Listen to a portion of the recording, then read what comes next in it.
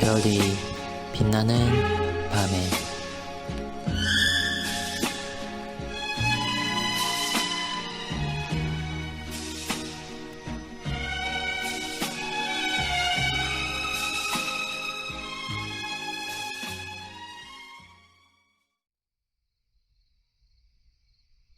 (83문) 보이지 않는 교회에 속한 성도들이 그리스도와 더불어 이 세상에서 누리는 영광의 교제는 무엇입니까?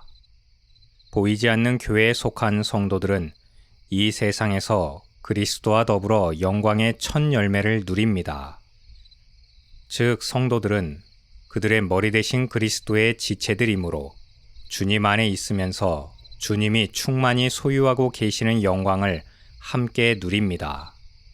그리고 그 증거로서 하나님의 사랑을 깨닫게 되며 마음의 평안과 성령 안에서 기쁨을 누리며 영광의 소망을 갖게 됩니다.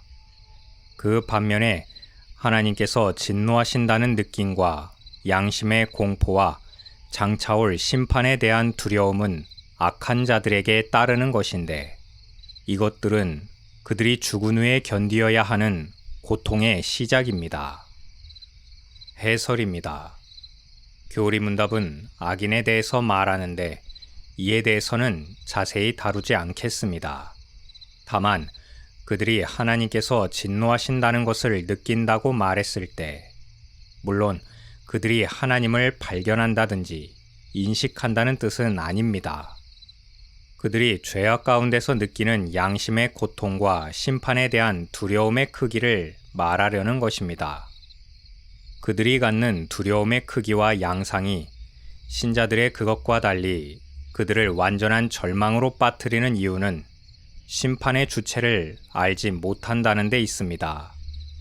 신자들이 심판의 엄청난 두려움과 절망적인 고통을 느낄 때에도 그들은 심판장이 누구신지 알며 어떻게 피할 수 있는지 알고 있습니다. 그러나 악인에게는 그러한 지식과 믿음이 없습니다. 그렇기 때문에 그들에게 절망은 곧 파멸로 이어질 수밖에 없습니다. 여기 시편의 기자가 시편 73편 17절, 18절에서 잘 말해주고 있습니다. 주께서 참으로 그들을 미끄러운 곳에 두시며 파멸에 던지시니 그들이 어찌하여 그리 갑자기 황폐되었는가 놀랄 정도로 그들은 전멸하였나이다. 하나님의 심판은 어떤 면에서 적극적이기보다 소극적인 차원도 있습니다. 그들을 막대기로 치시는 것이 아니라 다만 미끄러운 곳에 두실 뿐입니다. 어떻게 갑자기 황폐하게 되었는지 알지 못한 가운데 전멸하게 두십니다. 가인은 자기 형제를 살해하고 하나님의 저주 아래 떨어졌습니다. 그는 두려움에 가득 차 도망하는 자가 되었으나 그의 두려움의 실상은 외적인 것이라기보다는 그의 양심의 공포였기 때문에 어디에도 피할 곳이 없었습니다. 창세기 4장 13절은 내 죄악이 내가 지탱하기에 너무 큽니다라고 말씀합니다. 마찬가지로 그리스도를 배반한 유다 역시 그랬습니다. 무엇보다도 죄인된 인간에게 양심의 공포보다 더한 것은 없습니다. 그리고 더욱 무시무시한 선언은 악인의 이러한 고통은 장차 죽은 후에 견디어야 할 고통의 시작일 뿐이라는 데 있습니다. 어떤 사람들은 알지 못한 채 갑자기 맞이하게 될 것이고, 또 다른 사람들은 두려움에 떨며 맞이하게 될 것이지만 영원한 형벌은 이 둘 사이에 아무런 차이를 두지 않을 것입니다. 이 교리문답을 통해서 그리스도와 함께 누리는 이 영광의 교제 가운데 살아가는 성도들에게 실천적 교훈이 있습니다.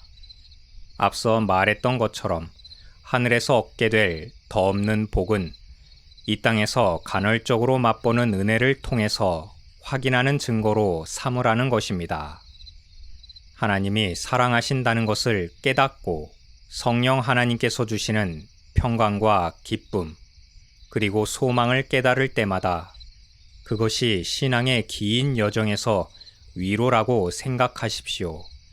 아무리 괴로운 때라도 그것이 장차 얻을 영광의 풍성함을 위해 준비된 도구들이라는 것을 발견한다면 고난도 은혜로 볼 수 있게 될 것입니다. 만일 그럼에도 즐거이 감당할 수 없다면 그 고난을 허락하시고 주도하시는 하나님을 바라보고 그에게 전적으로 신뢰하고 맡기도록 하십시오. 성도에게는 그분께 의지할 수 없을 만큼 중한 괴로움은 있을 수 없습니다. 그리하여 우리는 그리스도의 충만한 영광에 참여한 이상 성령 하나님께서 끊임없이 내주하여 역사하심으로 우리를 그리스도와 영광스러운 교제 가운데 살아가게 하실 것입니다.